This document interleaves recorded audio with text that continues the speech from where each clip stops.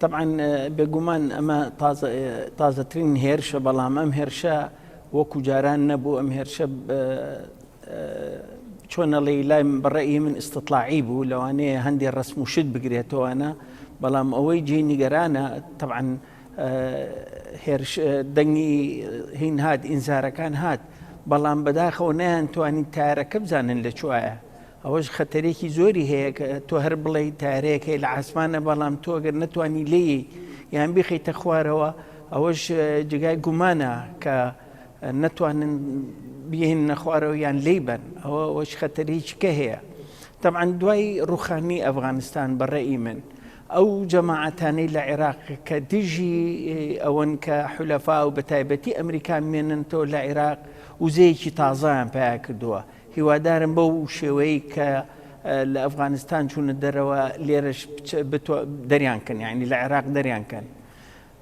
ئەوە نامەیەکە بۆ ئەمریکەکان کە زیاتر وشیار بن، زیاتر ئاگایان لە خۆیان بێ کە ئەو هەڵەیە کە کرا لە ئەفغانستانە لە عێراقا نەکرێتەوە و بە تایبەتی کوردستانیش. لەبەرەوە نامەیەکە بۆ ئەمریکەکانە، نامەیەکە بۆ هەرێمی کوردستان و نامەیەکیشە بۆ حکوومەتی عێراقیش کە تۆ هیچی بەدەست نییە، ئێمە هەج وەختێمانەوێ شت بکەین ئەیکەین. و ئەمەش ڕۆژ بە ڕۆژ ئەوە دەرەخات کە لاوازی حکوومەتی عێراقا و هەروەها ئەو منتیقانەی لەو تارەی لە چوە هاتۆوە بۆ چوەتەوە، ئەوەش هەمووی جگای گومانە. ئایا ئەمە تارێکی کاک سامان، یعنی جناب ئاماژەت بۆدا کە تەنها زەنگی ئاگادارکردنەوە لێدراوە بەبێ ئەوەی بزانرێت شوێنی ئەو فڕۆکە بێفڕۆکەوانە کوێ بووە و ئەوە ئامانجی هەڵفڕندنی بەسەر ئاسمانی هەولێر یاخود ئاسمانی کۆنسوڵخانەدا چی بووە. ئەنی ئەمریکا خاوەنی چەکی پێشکەوتووە و دەتوانێت بە ئاسانی بتوانێت شوێن و پێگەی هەر هێرشێک یاخود هەر فڕۆکەیە کە بە ئاسمانی ناوچەکانی ئەواندا یاخود شوێنەکانی ئەواندا بسوڕێتەوە دەستنیشان بکات. کەواتە دەکرێت بڵین سەبەبەکە چی بووە لە لێدانی زەنگی ئاگادارکردنەوە؟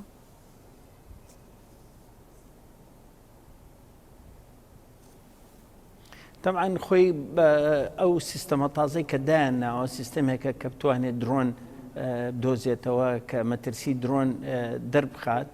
و زەنگەکە لەیە لە دەوروخولی مەتاریش و لە قونسڵی تازەکەی کە ئەیکەن لەو دوو شوێنە هۆشداریە بۆ 27 دقە. هەندێک خەڵک لەسەر عەرزەڵەن گوێیان لە درۆنەکە بۆ هەندێکی ژەڵێ بینراوە، باشە ئەگەر ببرێ و گوێی لێ بگرێت و ئەی باشە بۆ نایخەنە خوارەوە، ئەی باشە ئەگەر ناتانێت بخەنە خوارەوە بە دوایە برەنە تاکو مەزدەرەکە بۆ هیچ ڕوونکردنەوەی کە نێراوە، یان ئەم لەوانەیە لە ناو خۆ ڕفی بێت، یعنی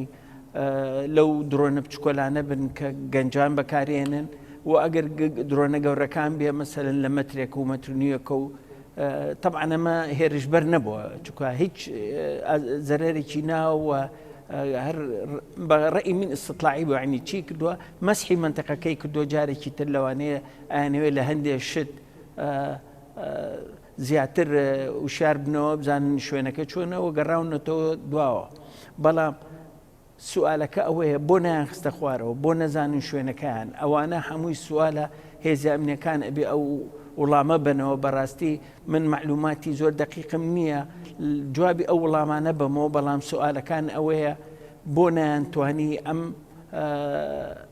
ڕوونکردنەوەی بن بەڕاستی بڵێن ئەمە لە فلان شوێنەوە ئەمە پەیامێکیشە بۆ دەسەڵاتدارانی حکوومەتی عێراقی هاتووە لە فلان شوێنەوە هاتووە. لە قسەکانی پێشووتردا ئاماژەت بۆدا کە ئەمە پەیامێکیشە بۆ دەسەڵاتدارانی حکوومەتی عێراقی بەوەی کە دەبێت ئەوانیش هۆشدار بن، هۆشیار بن لەوەی کە ڕەنگە هەمان چارەنووسی ئەفغانستانیان هەبێت، یعنی تا چەند ئەمریکا ئەو شێوەی ئەفغانستان مێژووەکە دووبارە دەکاتەوە.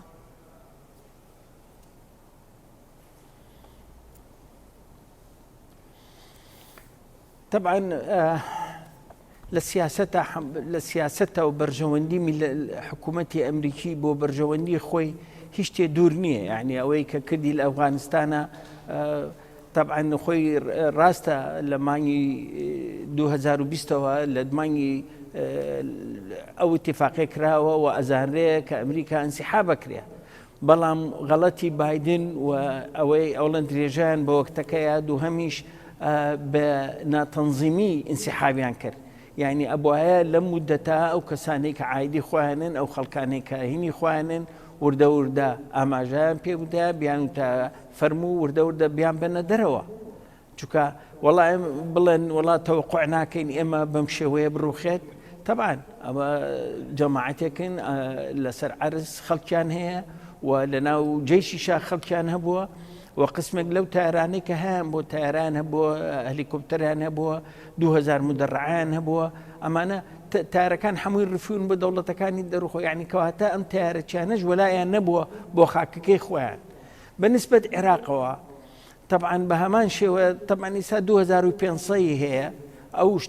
ئەو قووەتە زۆرە نییە بەڵام ئیمڕۆ حربی تەکنۆلۆژیایە یعنی تەسەورەکەی ئیستا سێ قاعیدەی گەورەی هێناوەتە ئۆردن کە هەر ڕفیەتە ناو خاکی عێراقەوە تایاراتیان هەیە خەڵکیان هەیە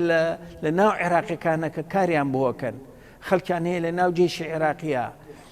حولەفائیشان هەیە لە ناو سنە و کورد و شیعەج قسمێک لە شیعە علمانیەکانیش لەگەڵ ئەوان کە ئەمریکا نەچێتە دەرەوە بەڵام ئەبێ ئێمە خۆمان ئاگادار بکەین بۆ هەموو ئەگەرەکان ئەگەری کێشانەوەی لە ئەمریکا لە عێراق و کوردستان و ئێمە ئەبێ چی بکەین ئێمە لێرە وەکو کورد طبعا یەکەم شت بۆی بیزان لەنەوەیەکەوە تاکوون 2021 کە 30 ساڵە ئەوان حیمایەی کوردیان کردووە پشگیری کوردیان کردووە ڕاستە کورد تەنها حەلیفە لە دوای ئیسرائیل و نەمەنتەقەکە لە عالەمە کە حەلیفی ڕاستەقینەیەنە بەڵام بەرژەوەندی ئەوان چییە عێراق ئەفغانستان نییە بۆ ئەوان عێراق منطقەیەکە حولەفای ئەمریکا دەور و خولیاوە و تایبەتی کە بچینە ناو ئۆردنیشەوە مثلەن ئەگەر سبەینە بەجێ بێڵە ئۆردن مشکلی هەیە ئیسرائیلە کە تەنها یەکەم حەلیفی خۆیەتی بەنسبەت ئێمەوە سبەینە ئەگەر پێمان بڵێ ئەمریکەکان کاکە مە 30 ساڵە حیمایەتانەکەم ملیاراتم تا سەرف کردوون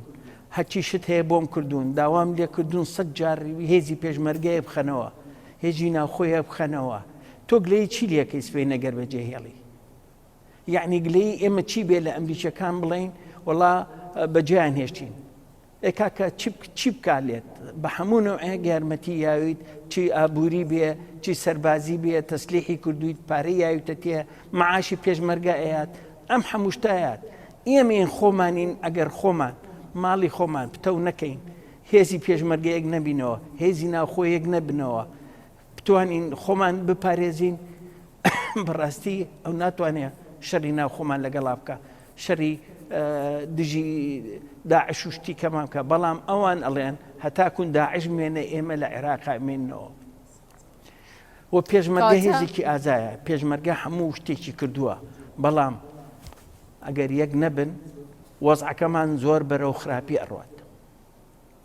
کاتە ئەمە پەیامێکە بۆ دەسەڵاتدارانی کوردیش کە ئەوانیش دەبێت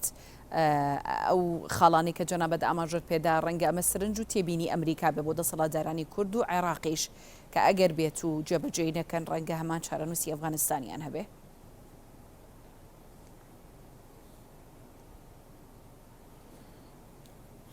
بەڵێ من وتم ئەم زەنگە بۆ ئەمریکەکانە بۆ هەرێمی کوردستانە بۆ عێراقیشە ئەوەی کە ئەو وزەیە کە وەریانگل لە شکانی ئەمریکا لە ئەفغانستانە ئیستا وزەیەکی تازان پیا کردو کە دژیان بۆستنەوە لەوانەیە زیاتر ببینیم بەڵام زیاتر جوڵیان هەبێ چ داعش چ حەشدی شەعبی وەلایەکان بەرامبەر هەرێمی کوردستان ئەمەش ئەبێ خۆمان ئێمە لە ئامادەکاریەکی باش بین نابێ بڵین هەولێر و دووهەک باشە و سلەیمانی خراپە سلەیمانی باشە و ئەم منتیقانە خراپە هەرێمە کوردستانە ئەبێ هەمومان پێکەوە بەهێز بین لایەکمان بەهێز بێ لاکەیتر بڕوخەیە ئەویش بێهێزە